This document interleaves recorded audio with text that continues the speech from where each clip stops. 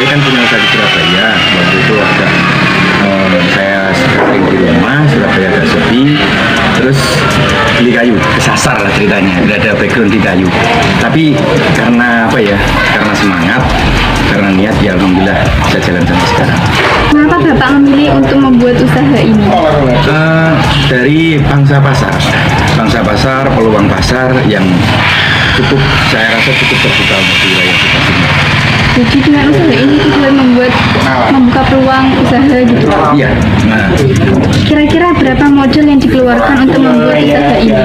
kalau modal sebenarnya kalau kita di awal kita hanya butuh untuk bahan aja ya, bahan sama tempat.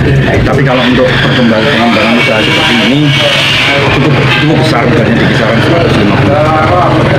Kalau kita untuk seperti sekarang, kalau dulu nggak sampai sekitar 50 jutaan. Misalnya untuk alat-alat kan dari tukang semua, kita hanya menyediakan bahan, kita kerjakan. Dalam menjalankan usaha ini, apakah produksi dilakukan sesuai pesanan atau terus berproduksi? Kalau dari garis besarnya kita sih dari pesanan ya, dari pesanan. Tapi di kala tertentu, katakan kayak seperti kondisi kemarin itu, pesanan nggak kita dapat. Jadi nggak selalu dari pesanan, nggak selalu dari atau kita bertindak. Karena gini, kita dari tukang yang beberapa aja ini di setiap semuanya masuk itu paling dari ajuan aja kita sudah bisa jualan. Berapa omset atau keuntungan yang diperoleh usaha ini dalam 1 bulan? Kalau dalam 1 bulan sih kita nggak bisa terlalu fluktuatif juga. Di naik turun, rata-rata di kisaran 50 sampai 100 juta. Jadi tidak tentu gitu Pak? Iya, tidak. Bagaimana proses penjualan atau pemasaran usaha ini? Kalau penjualan, proses penjualan atau pemasaran kita apa ya, kita memakai media. Kalau dulu zaman awal-awal kita buka itu dari Facebook, terus by teman. Intinya kualitas produk. Ketika kita sudah punya brand, pasti namanya orang beli pasti berbalik dari kualitas produk, harga terjangkau, pengiriman tepat waktu, pesanan tepat waktu, itu yang mungkin bisa sampai sekarang. Jadi pertama itu lewat kayak media sosial gitu? By teman sebenarnya. Oh, teman. By teman, by tetangga, antar mulut lah, antar dari mulut ke mulut, tapi juga kita bareng sama promosi di media sosial. Hambatan apa yang dialami dalam menjalankan usaha ini? Hambatan ya terutama sih kadang kita baru beli kayu, sedangkan order besar kita tidak cukup modal untuk penyediaan. Katakan orderan di kisaran 10 juta, sedangkan mereka kasih DP cuma 5 juta atau 10 juta untuk tanda keseriusan. Otomatis kita menyediakan budget untuk modal. Nah itu kita kadang kendalanya di situ. Iya, kekurangan modal. Mengenai usaha ini, apa rencana Bapak ke depannya untuk lebih memajukan usaha ini?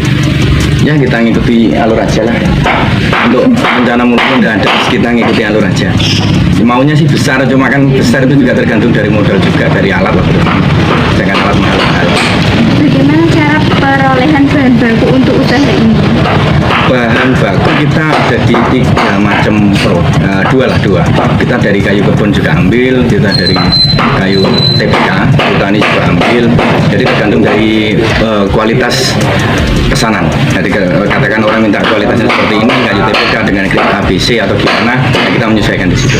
Kemudian bahan baku apa saja yang digunakan dalam membuat produk? Kayu 100%. Saya 99% kayu. Terutama di 90%-nya kayu jati, yang lain hanya sebagian saja. 90% kayu jati. Bagaimana teknik perekrutan karyawan dalam usaha ini dan berapa jumlah karyawannya? Karyawan sini by skill ya, jadi yang punya skill juga. Jadi kita enggak dari nol, kita susah untuk ngajarinnya. Di rata-rata sudah pengalaman memang tukangnya, mulai tukang kayunya, terus tukang finishingnya juga sudah pengalaman. Rata-rata nyarinya juga yang sudah profesional, terus tetangga saudara kita utamakan. Jadi di sini yang sudah kemampuan hidup. Betul. Kalau jumlah karyawannya? Semua total 7. Apakah terdapat uang makan atau minum untuk karyawan? Kita makan di sini karena kita semua karyawan saya kan dekat rumahnya. Pagi kita nggak kasih sarapan, hanya siang. Tapi kalau seandainya mau makan di jam 9 atau jam 10 ya kita sudah tersedia semua. Sore juga ada. Cuma intinya kenapa kita bukan kita kasih jatah makan atau gimana, enggak. Cuma kalau mereka mau nunggu sampai kisaran jam 9 sampai istri selesai masak ya oke. Kemudian dari sekian banyak hasil produksi yang dihasilkan dari usaha ini, produksi manakah yang paling laku dijual di pasaran? Produk lokal sih kayak kursi, lemari, desain gitu aja. Jadi kita enggak main di handicraft, hanya untuk furnitur lokal aja. Lemari, kursi, desain gitu dan lain-lain. Kemudian adakah dampak dari pandemi COVID-19 yang dirasakan pada usaha ini dan bagaimana cara mengatasinya? Di awal-awal sangat tidak terdampak, baru setelah lebaran kemarin itu sangat terdampak. Kalau untuk kita bicara menyiasati tidak ada, kita enggak. Ini soalnya bergantung dari pemerintah membantu. Kalau pemerintah sudah katakan membuka semua aktivitas sudah normal kembali, terutama sekolah, insya Allah lambat laun pasti dengan pelan-pelan pasti naik lagi. Sangat terdampak sekali. Di bulan 7 kemarin kita hampir nol, masuk order hampir nol. Tapi kita produksi, cuman maksudnya sangat miris ya di bulan 7 kemarin waktu PPKM itu. Sangat terdampak sekali. Dengan Bapak siapa? Minat Pak Minan. Umur Pak? umur 61 Berapa lama Bapak bekerja di tempat usaha ini? ya kira-kira 1 tahun 1 tahun gitu Pak. Apakah upah yang diterima sesuai dengan UMR? sesuai Sesuai. Apakah saat bekerja karyawan mendapatkan konsumsi seperti teh, kopi, dan makanan? makanan ringan Makanan, kopi. Apakah dengan adanya pandemi COVID-19 membawa dampak pada penghasilan Bapak? ya ada sedikit ya sepi ya Sedikit gitu Pak. Apakah ada bonus yang didapat pada hasil kerja? tidak ada Tidak ada.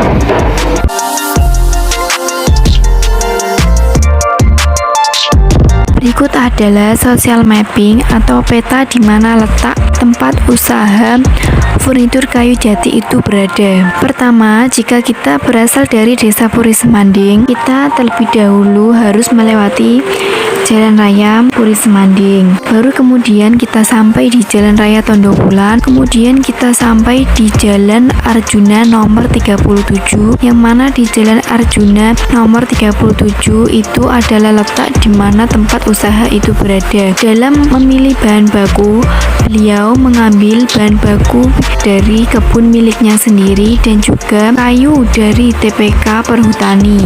TPK Perhutani terletak lumayan jauh dari tempat usaha furnitur kayu jati, dan untuk sampai ke sana, apabila kita melewati Jalan Raja Agung Ploso, kita akan melewati Jalan Raja Agung 87 Ploso, dan kemudian Jalan Raya Ploso Bawangan Jombang, kemudian Jalan Raya Ploso nomor 100, dan barulah kita sampai di TPK Perhutani yang terletak di Jalan Raya Ploso Babat 75 Ploso Jombang. Berikut adalah permasalahan yang ada di usaha furnitur kayu jati. Permasalahan yang pertama ini adalah permasalahan kecil, yang mana pengerjaan telat sehingga mendapat komplain. Adanya pengerjaan telat ini dikarenakan adanya kendala dalam proses pengerjaannya. Selain itu, juga karena banyaknya orderan yang masuk sehingga membuat karyawan ini mengalami kewalahan dalam memproduksi furnitur kayu jati. Selain itu, adanya kendala dalam waktu pengiriman karena lokasinya yang jauh, sehingga dari kendala tersebut menjadikan pengerjaannya telat. Kemudian masalah yang kedua, yakni masalah yang cukup besar yang dialami oleh usaha furnitur kayu jati, yakni tidak ada order selama pandemi. Tidak ada order selama pandemi mungkin saja dialami usaha yang lainnya. Dan untuk di usaha Bapak Heri ini, selama pandemi usaha furnitur kayu jati mengalami penurunan, yang tepatnya setelah lebaran di bulan 7, usaha ini sangat terdampak karena tidak adanya orderan satupun yang masuk. Namun meskipun tidak ada orderan yang masuk, usaha furnitur kayu jati milik Bapak Heri ini tetap memproduksi meskipun tidak dengan jumlah yang banyak. Untuk food basket milik pemilik usaha furnitur kayu jati, Bapak Heri membutuhkan bahan baku yang digunakan sebagai furnitur kayu jati. Beliau membutuhkan kayu yang sebagai bahan utama untuk membuat almari, meja, kursi, kusen, pintu, dan lain sebagainya, dan kemudian membutuhkan alat-alat untuk digunakan sebagai pembuat furnitur kayu jati. Selanjutnya terdapat food basket milik karyawan, yang mana karyawan ini membutuhkan kebutuhan primer terlebih dahulu daripada kebutuhan sekunder. Kebutuhan primer ini mencakup beras, lauk pauk, sayuran, dan baru kemudian karyawan ini membutuhkan kebutuhan sekunder seperti sepeda, sepeda motor, handphone, dan lain sebagainya. Selanjutnya terdapat matrix scoring, yang artinya ranking dari setiap masalah yang ada di usaha furnitur kayu jati. Untuk permasalahan yang pertama, yakni mendapat komplain dari customer karena pengerjaan yang telat, dan ini mendapat scoring 3. Untuk masalah yang kedua, tidak ada orderan selama pandemi, ini mendapat scoring 4. Dan kemudian ranking dari masalah 1 mendapat ranking 2, dan untuk masalah yang kedua ini mendapat ranking 1. Hal ini dikarenakan masalah yang kedua mendapat scoring yang lebih banyak, yang artinya masalah ini cukup besar yang dialami dalam usaha furnitur kayu jati dibandingkan dengan masalah yang pertama yang mendapat ranking 2.